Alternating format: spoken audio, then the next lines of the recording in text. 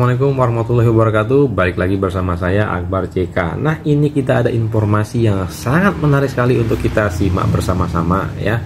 Bung Effendi Simbolon itu memberi pesan yang sangat monoho. Kalau menurut saya itu jelek mengena sekali ya untuk Ibu Megawati Soekarno Putri, Ketua Umum PDI Perjuangan, terkait kebencian Ibu Megawati kepada Pak Jokowi dan keluarga Pak Jokowi. Bung Effendi juga ya menyatakan jasa Pak Jokowi di PDIP itu sudah sangat-sangat banyak sekali ya. Seperti apa videonya selengkapnya kita akan saksikan videonya berikut ini. Kalau alasannya hanya karena saya dianggap bertemu dengan Pak Presiden Joko Widodo, katanya kong kali kong, saya sedih ya. Sejahat apa sih Pak Jokowi bagi PDI Perjuangan? Jahat apa sih Pak Jokowi kepada PDI Perjuangan? Satu. Ya, saya prihatin. Makanya saya ya pesan juga ke Bu Mega bahwa semua juga ada waktunya, Ibu. Nggak usah terlalu kita ingin menghakimi orang lah. Ya, sadari juga bahwa Pak Jokowi juga banyak yang mencintai dan banyak jasanya bagi bangsa ini, dan juga banyak jasanya bagi partai PDI Perjuangan. Jadi itu saya kira pesan Natal pada Bu Megawati Soekarno Putri, biarlah damai sejahtera di hatimu dan berbaiklah dengan Pak Joko Widodo yang kau benci itu. Ya, terima kasih, salam Natal. Beredar rumor terjadi perpecahan di PDI Perjuangan, ada dua kubu Puan Maharani, kubu Hasto Kristianto. Di sebelah kubu Puan Maharani itu ada Pak Bambang Pacul, di sebelah kubunya Hasto itu ada Adian Apitupulu dan Deddy Sitorus. Sebetulnya apa sebetulnya yang terjadi ini ya di PDIP ini? Ini sangat menarik sekali. Lanjut kita simak videonya. PDIP, kubu Puan versus Hasto, dendam yang terpendam sejak lama. Perpecahan antara PDIP kubu Puan Maharani dan PDIP kubu Hasto Kristianto ternyata sudah berlangsung setidaknya sejak 3 tahun lalu. Gani Siregar yang berperan sebagai corong suara Hasto Kristianto tegas menyebut bahwa Bambang Pacul merupakan orang dekat dan orang kepercayaan Puan Maharani. Bambang Pacul adalah orang dekat dan orang kepercayaan dari Puan Maharani. Saat itu, Bambang Pacul menginginkan agar Puan Maharani maju sebagai calon wakil presiden yang diusung PDIP. Seperti iklan teh botol sosro, siapapun calon presidennya, maka Puan Maharani adalah wakil presidennya. Kita teh botol sosro, apapun makanya Puan Maharani wajahnya, siapapun calon presiden Pernyataan Bambang Pacul itu direspon oleh PDIP kubu Hasto dan kawan-kawan melalui Dan Siregar yang menyebut bahwa ada usaha dari sebagian internal PDIP yang ingin menyingkirkan Ganjar Pranowo. PDIP kubu Hasto bersikukuh agar Ganjar Pranowo maju capres diusung PDIP. Ada usaha dari sebagian internal PDI Perjuangan yang ingin menyingkirkan Ganjar Pranowo dari kompetisi calon presiden 2024. Bahkan, Gani Siregar mengungkit anekdot teh botol sosro yang dikemukakan oleh Bambang Pacul tentang Puan Maharani. Buat Bambang Pacul, Puan adalah teh botol sosro yang terkenal dengan iklannya. Apapun makanannya, minumnya, teh botol sosro. Jadi sudah berlangsung lama ya perseteruan antara dua kubu ini ya. Kalau kita simak video ini sudah 3 tahun katanya antara kubu Puan Maharani dan kubunya Hasto. Perseteruan di antara PDIP kubu Puan dan PDIP kubu Hasto ternyata masih berlanjut sampai saat ini. Kedua kubu itu sedang bersaing ketat dalam perebutan singgasana posisi strategis dalam Munas PDIP tahun 2025, termasuk berusaha mendapat simpati dari Ketum PDIP Megawati Soekarno Putri. Nah ini kan kenyataan Bang. Jadi menurut Bang Silver, etis nggak sih itu diumumkan dengan cara seperti itu? Apalagi kan Gibran ini kan masih menjabat sebagai wakil presiden. Yang namanya orang benci Bang, udah nggak ada etis dan nggak etis Bang. Oh. Yang ada mereka kalau bisa mereka mau hancurkan Bang. Hanya sekedar ingin menjatuhkan nama Gini aja loh ya? Bang, kalau yang menurut saya lebih nggak etis lagi, bagaimana cucunya Pak Jokowi, Jan Etes, itu pun dikait-kaitkan Bang. Dibikin meme, dibikin spanduk di Labuan Bajo bahwa dia akan calon presiden. Ini anak kecil loh Bang, jahat sekali loh.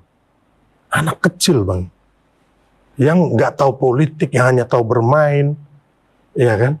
Ini pernyataan penjelasan dari Bang Sylvester ya. Saya pun baru tahu kalau cucunya Pak Jokowi, ya seperti dibilang abang ini, itu sampai dibuat semacam poster baliho seperti itu ya. Luar biasa. Belum 17 tahun gitu loh, nggak. Oh, masih jauh. Dibikin narasi, anak-anak lah. iya, bahwa akan jadi dicalonkan presiden, gitu loh. Ya mereka nggak melihat bahwa mereka punya cucu, punya anak Bang. Ini menurut saya, ya maaf ya Bang ya, sangat jahat. Begitupun antek-anteknya PDIP, contohnya si Rocky Gerung bilang, makanya saya jengkel marah sama dia ini, ya tapi ini manusia bayaran Bang, dibayar siapa aja. Iya. Ya. Beda sama kita lah, kita ini banyak duit Bang, gitu loh, usaha, lawyer, ya kan, bukan kita ngomong inilah, nggak bisa dibayar orang, ya kan. Dia bilang bahwa Pak Jokowi, Mas Gibran, dan Jan Etes akan menguasai IKN. Terus saya bilang, kamu ini kayak Tuhan aja tahu masa depan orang. Kamu ini Tuhan atau paranormal? Nggak bisa jawab, pergi. Ya ini orang-orang jahat Bang, ini orang-orang tukang tipu, tukang bohong semua. Ini Bang. Ya memang masyarakat nggak tahu ya Bang, mana yang baik, yang benar. Makanya mayoritas masih mendukung Pak Jokowi. Tapi Bang, kita harus memberikan pencerahan kepada anak cucu kita. Yang adik-adik kita dari SD, SMP, SMA yang kuliah baru semester berapa, mereka kan nggak tahu keadaan yang sebenarnya, ya kan? Bahkan mereka menganggap orang-orang penjahat ini adalah the hero gitu loh, orang hebat, orang pintar gitu loh. Bahkan kita yang ngomong kebenaran ini akhirnya dianggap sesuatu gitu loh. Tapi ya saat ini udah mulai saya lihat juga anak-anak muda juga. Setelah saya sering muncul di media podcast, mereka ternyata benar ya apa yang dikatakan oleh Bang Sil atau ya Abang atau siapapun lah yang ingin agar bangsa ini jangan lagi dibodohin oleh orang-orang jahat, para politisi dan orang-orang pecundang ini Bang. Kalau istilah istana itu informasi-informasi yang seperti ini dikategorikan DFK itu loh, disinformasi, kebencian dan fitnah, ya kan.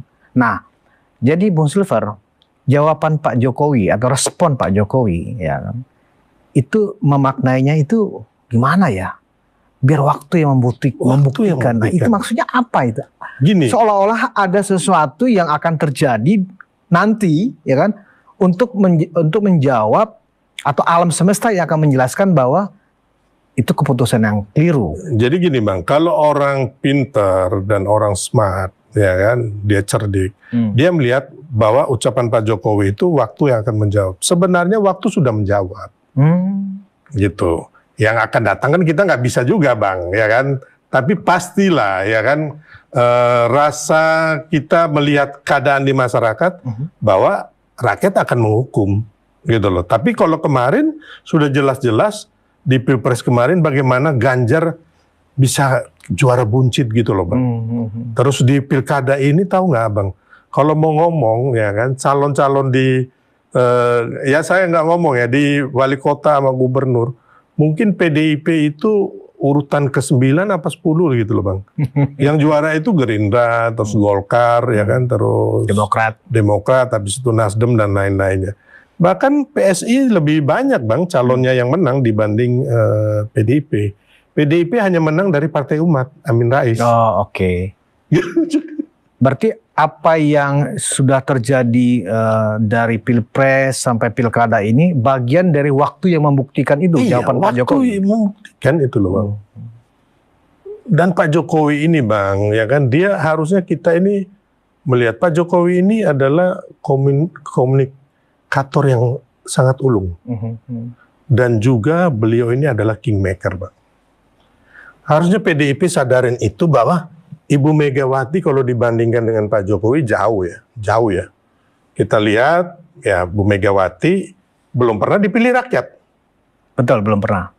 Beliau kalah kan 2 kali kan Bang? 2 kali pilpres kalah. Ya, yang pertama sama Pak Hasyim Muzadi kalah. Ya, 2004, 2009 kalah. Terus sama Pak Prabowo kalah, ya kan? Jadi Bu Megawati dibandingkan dengan Pak Jokowi itu jauh ya, kata Bung Sil tadi ya.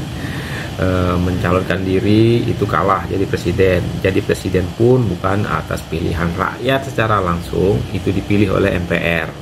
Ini Ibu Megawati. Dan juga Ibu Megawati itu menjadi presiden menggantikan Gus Dur ya pada tahun berapa itu, 2022 atau 2000 berapa ya. Nah itu perlu diingat ya. Bu Mega ini jadi presiden ya karena ada yang melengsarkan Gus Dur. Kalau Pak Jokowi Bang, beliau ini sudah 5 kali loh Bang. Pertama wali kota Solo 2 kali, gubernur DKI, presiden 2 kali, dipilih rakyat semua. Dan terakhir ketika beliau mengendorse atau menjadi kingmaker daripada Prabowo Gibran, terus pilkada kemarin banyak gubernur bupati yang menang. Ini nggak semua orang di Republik ini bisa Bang. Jadi kalau dilihat dari prestasi ya, itu baru prestasi yang itu ya. Secara politik memang nggak bisa dibandingkan ya antara jauh Megawati dengan jauh, Jokowi. Bang. Jadi Bang, jauh ya. Ini politisi hebat ya Bang, ya kan, selain negarawan hebat dan juga seorang komunikator yang ulung. Bagaimana kita lihat Pak Jokowi itu kalau di luar negeri Bang. Abang ingat nggak kalau di pertemuan di luar negeri Pak Jokowi itu di tengah bos. Iya iya. Wih cakep itu. Pak Jokowi di tengah. Baru di seberangnya Perdana Menteri India, ya kan, Presiden Amerika, terus Perdana Menteri Inggris, Presiden Prancis dan sebagainya. Presiden China. Presiden China. Pak Jokowi the sentralnya itu Pak Jokowi, Bang. Dan nggak semua Bang, ya kan, baik presiden terdahulu di Indonesia ataupun di Asia, di Eropa, bahkan di Amerika, Bang. Itu yang harus sebenarnya kita itu, mata batin kita itu harus melihat itu. Berarti menurut Bung Silver, berita pemecatan Pak Jokowi yang disampaikan secara terbuka dan secara hard begitu tidak akan menjatuhkan nama besar, nama baik Pak Jokowi. Ini Bang, jadi pemecatan itu adalah suatu kenikmatan buat Pak Jokowi, ya kan? Ya kan, saya rasa nanti saya akan mau ketemu Bapak nih pas Pak Jokowi bilang, Mas, nikmat apa lagi yang aku dustai? Sengsara membawa nikmat ini. Iya, beliau udah nikmat lah Bang, terbebas dari yang saya bilang tadi, petugas partai, partai yang arogan, partai yang suka marah-marah, partai yang... Pemecatan PDIP terhadap Pak Jokowi itu adalah sebuah anugerah, kenikmatan untuk Pak Joko Widodo ya, terlepas dari yang dikatakan petugas partai. Merendahkan orang, yang kadernya juga kerjanya juga nggak bisa, terus yang hidupnya hedon, terus ya banyak yang tertangkap korupsi gitu loh. Ya kita lihat, mau suka nggak suka Bang, Pak Jokowi dan anak-anaknya tidak ada terindikasi korupsi atau menggunakan uang APBN untuk kepentingan mereka. Mereka ada uang sama seperti saya atau kita semua Bang.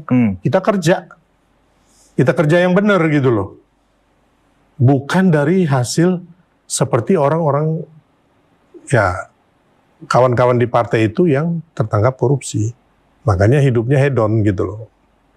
Jadi Pak Jokowi udah terbebas Bang. Ini kan, dan memang menurut saya Pak Jokowi harusnya menjadi bapak bangsa, nggak usah berpartai. Kalau menurut saya, beliau lebih bagus sama seperti Presiden Amerika Jimmy Carter, terus Barack Obama gitu loh, ya kan? Intinya beliau ya, saya udah ngomong berapa kali sama Presiden, kemungkinan ya akan membuat yayasan gitu loh. Oke, terkait dengan penjelasan Bung Silver barusan, saat ini memang setelah pemecatan itu, ya kan, khususnya sejumlah pengamat politik malah, Pak Jokowi masih butuh partai politik, ya kan. Pak Jokowi masih butuh mengaktualisasikan dirinya sebagai seorang politisi. Nah, sementara bagi saya, seorang politisi itu kalau itu disebut sebagai sebuah karir paling tinggi seorang politisi